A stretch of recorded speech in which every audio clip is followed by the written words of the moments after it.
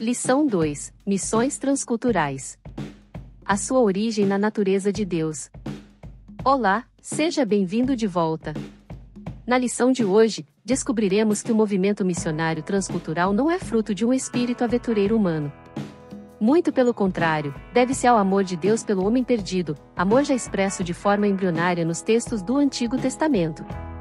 Veremos ainda que o plano divino para revelar esse amor envolvia a família de Abraão. Ponto 1. A natureza missionária de Deus.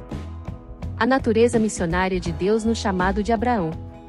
Para enxergarmos a natureza missionária de Deus no chamado de Abraão, precisamos atentar para algumas características dessa chamada. 1. Abraão foi chamado por Deus para fora de sua terra natal, para uma região habitada por povos de culturas diferentes da sua. 2. Ali naquela região, Abraão deveria testificar com sua própria vida, mostrando sua cosmovisão diferente e influenciando aquelas culturas em direção a Deus. 3. Abraão carregava a bênção de Deus para aqueles povos e todos os demais. A missão como atividade de Deus no mundo. A atividade missionária revela a ação redentora de Deus no mundo. Como vimos no ponto anterior, foi o próprio Deus que comissionou Abraão a ser testemunha em uma terra estranha. Isso confere com o caráter redentor divino, o qual nos mostra que, em última análise, Deus é o verdadeiro interessado no resultado da obra missionária. É Ele quem escolhe, capacita e envia os missionários pelo mundo. Nas palavras do apóstolo Paulo, Deus estava em Cristo reconciliando consigo o mundo, não lhes imputando os seus pecados, e pôs em nós a palavra da reconciliação. O nosso modelo missionário. Obviamente, todo projeto de missões deve ser planejado, analisado e testado pela igreja desenvolvedora, tendo em vista que trata-se de atividade complexa, cujas consequências impactam a vida e a família do missionário. No entanto, o maior modelo missionário que podemos imitar encontra-se na pessoa do próprio Deus. Se a motivação encontrada na igreja não for a mesma do Senhor, o trabalho não surtirá o efeito necessário. E o modelo que encontramos no Mestre pode ser resumido em uma palavra: amor. Ponto 2. Amor de Deus, o princípio fundamental da história da redenção. O amor de Deus. A Bíblia fala em diversas passagens sobre o amor do Senhor. Esse amor é a razão da obra missionária. No Evangelho de João, lemos: porque Deus amou o mundo de tal maneira que deu o seu Filho unigênito, para que todo aquele que nele crê não pereça, mas tenha a vida eterna. Não é somente no Novo Testamento onde o amor de Deus é revelado ao mundo. Desde o Antigo Testamento nós aprendemos sobre esse amor, como, por exemplo, em Deuteronômio 7:8, mas, porque o Senhor vos amava, e para guardar o juramento que fizera a vossos pais, o Senhor vos tirou com mão forte e vos resgatou da casa da servidão, da mão de Faraó, rei do Egito. A redenção no Antigo Testamento.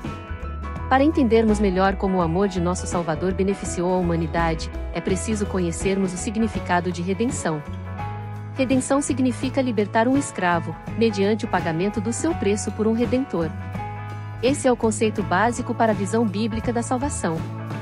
No Antigo Testamento, temos como exemplos de atos redentivos: o resgate para a libertação de um escravo, a recuperação de um campo, o resgate de um macho primogênito, o resgate de alguém que seria condenado à morte. A redenção no Novo Testamento. Quando examinamos o Novo Testamento, percebemos que a redenção humana é uma atividade exclusivamente divina, realizada pelo Senhor Jesus.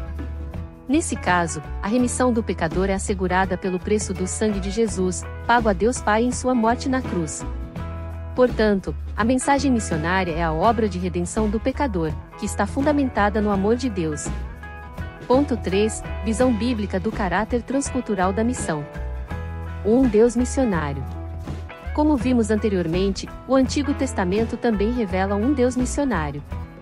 No livro de Gênesis, Deus trata não somente com uma nação específica, mas com toda a humanidade, especialmente em 3 passagens: na queda do homem, no dilúvio, na eleição da família de Abraão, para abençoar todas as demais.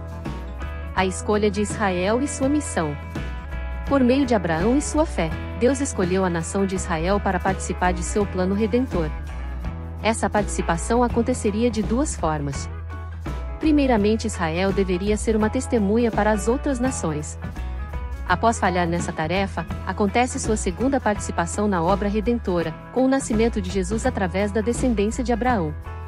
A salvação por meio de Cristo é o cumprimento da promessa de que, em Abraão, seriam abençoadas todas as famílias da terra. A escolha da Igreja. Após o ministério terreno de Jesus, a tarefa missionária passou para a Igreja do Novo Testamento.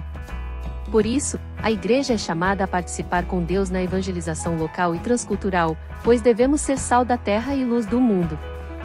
A natureza missionária de Deus pode ser vista desde o início da Bíblia. A partir de uma família, Deus planejou a salvação para a humanidade. Assim, o plano redentor de Deus está fundamentado no seu amor pelo mundo todo. É esse mesmo amor que estimula a Igreja de Cristo a continuar a obra missionária até que o Senhor Jesus volte.